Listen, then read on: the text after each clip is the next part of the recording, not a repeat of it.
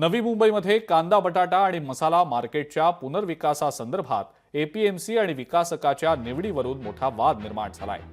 या वादाच्या पार्श्वभूमीवर आमदार मंदा म्हात्रे यांनी एपीएमसी प्रशासन आणि संचालकांकडून सविस्तर माहिती घेतली आहे। या वादाचा तोडगा काढण्याच्या अनुषंगाने तातडीने पावलं उचलण्यात येणार असल्याची माहितीही त्यांनी दिलेली आहे।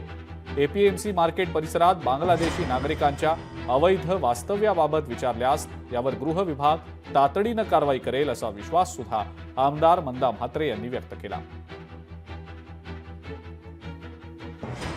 जे आयुक्तालय आहे, जे आयुक्त आहेत, ती सर्व माहिती कोण कोण बांगलादेशी कोण नाही याची माहिती मिळत असते।